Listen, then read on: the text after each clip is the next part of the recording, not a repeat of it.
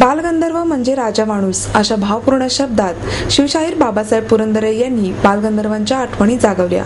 बालगंधर्व संगीत रसिक मंडळाच्या वतीने बालगंधर्व गुणगौरव पुरस्कार प्रदान सोहळ्याचे आयोजन करण्यात आले.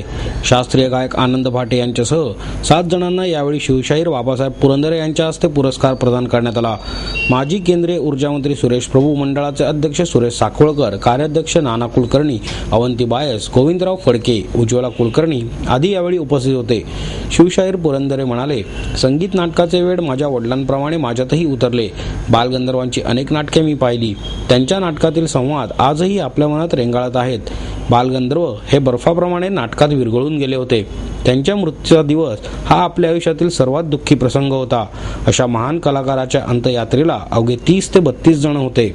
भोरचे संस्थानिक राजांनी त्यांना एकदा सत्कारासाठी बोलवले होते. तेथे मिळालेली शाल आणि पैशांची थैली बालगंधर्वांनी शिवापूर येथील एकाच्या कबरीवर वाहिली अशी आठवण सांगून बाबासाहेब म्हणाले, बालगंधर्व हे राजा माणूस होते. त्यांच्याकडील संपत्ती शून्य झाली, पण राजे पण कायम राहिले. प्रभू म्हणाले, संस्कृती विसरत गेली की इतिहास विसरला जातो. त्यामुळे रंगभूमी हा आपला सांस्कृतिक वारसा आहे, तो जिवंत राहायला पाहिजे. सर्वसामान्य मराठी माणसाला रंगभूमीची ओढ आजही आहे. त्यामुळे रंगभूमी जिवंत ठेवण्यासाठी अनेक नवीन कलाकार पुढे सरसावत आहेत.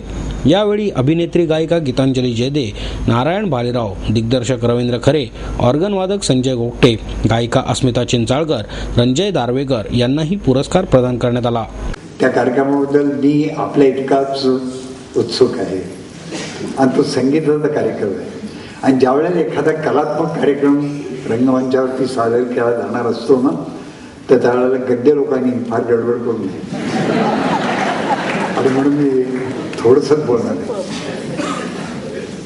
ते केशर वगैरे टाकून असं दूध आमच्या मातोश्री त्या त्यांनी तसं, आणि मग आमचे वडील त्यांच्याशी बोलत बसत असत आणि मी फक्त ऐकत असे.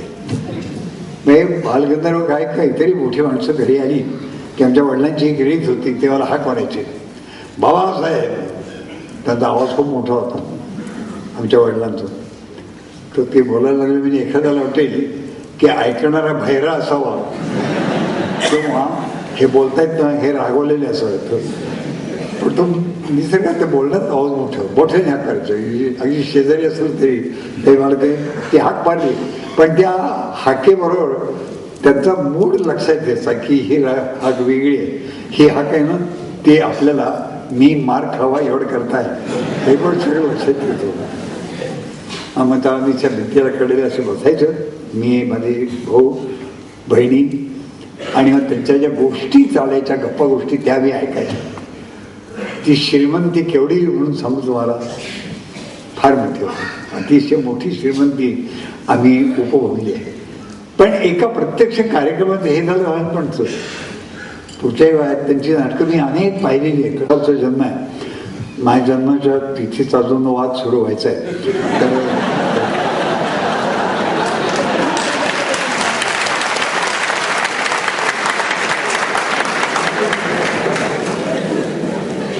तर लहान आहे, 7 वर्षाचा, 6, 8 या वयातला.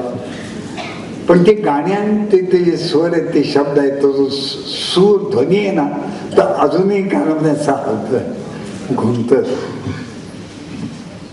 एका कार्यक्रमात मी त्यांच्याबरोबर गेलो होतो आणि तो खूप पुढच्या काळामध्ये त्यांची अनेक नाटकं मी बोलून दाखवू शकेन.